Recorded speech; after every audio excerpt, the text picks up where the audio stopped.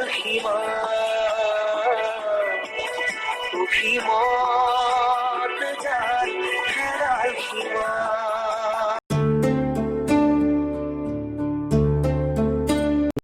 এবাৰ উৰুৱাই নিলে আমাৰ শেষ আশ্ৰয় নাৱৰ ওপৰৰ চুইখন।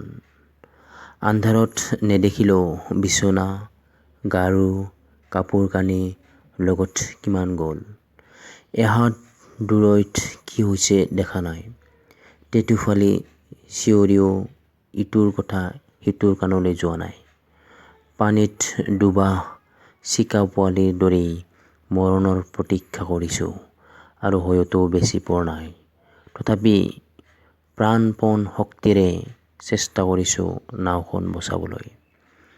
ডাক্তৰ আৰু ফুকনে নাৱৰ গৰ্বৰত বতাহে উৰুৱাই নিয়ে বুলি এহাতেৰে সাবটি ধৰি আন হাতেৰে পানী সিঁচিছে।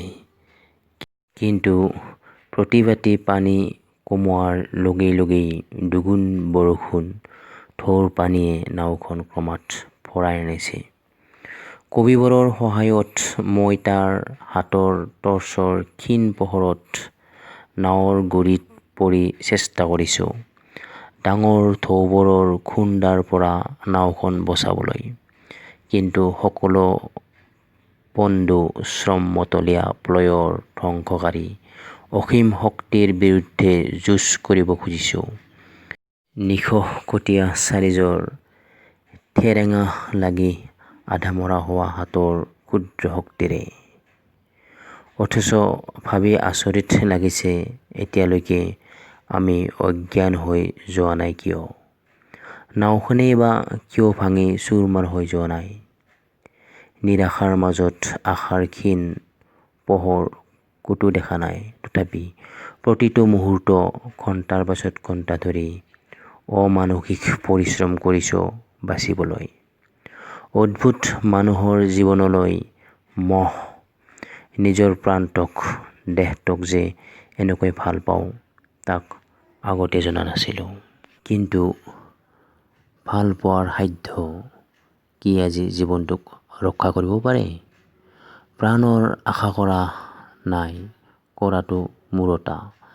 কিন্তু বাৰে বাৰে মনত পৰিছে মাত্ৰ কেইঘণ্টামান আগতে দেখা সেই ৰূপোৱালী জোনাকেৰে ভৰা অপূৰ্ব সুন্দৰ স্বপ্নপুৰীখনৰ কথা, নদীৰ শান্ত নিৰ্মল পানীৰ কথা।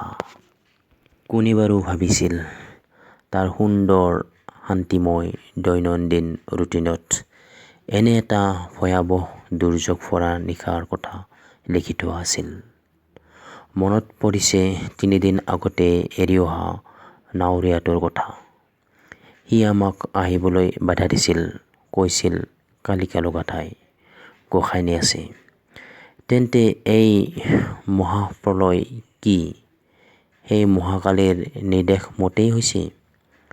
গামখাৰু পিন্ধা, জেতুকা বোলোৱা ধুনীয়া হাতখনৰ আবিৰ্ভাৱ এই মৰণ যজ্ঞত নৰবলিৰে কি পূৰ্বাভাস? বতাহ বৰষুণৰ নিষ্ঠুৰ আঘাতত শৰীৰটো অৱশ হৈ উঠিছে।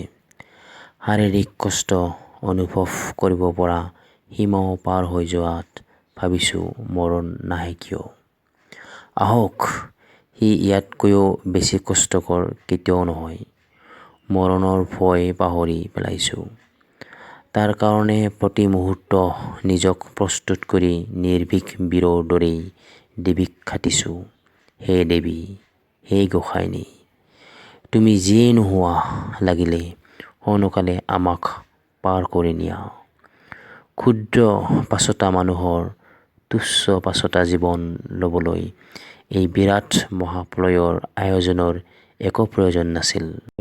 অসময়ৰ অস্বাভাৱিক উন্মাদ ধুমুহাৰ মাজত মোৰ দৰে সন্মুখত মৃত্যু অৱশ্যাম্ভাৱী জানিও জীৱনৰ মায়া নেৰি তাক বচাবলৈ যত্ন কৰা ব্যৰ্থ প্ৰয়াসৰ মাজত কবিবৰেও कैसे जिएंगे हम, तू ही किनारा, तू ही सहारा, तू जग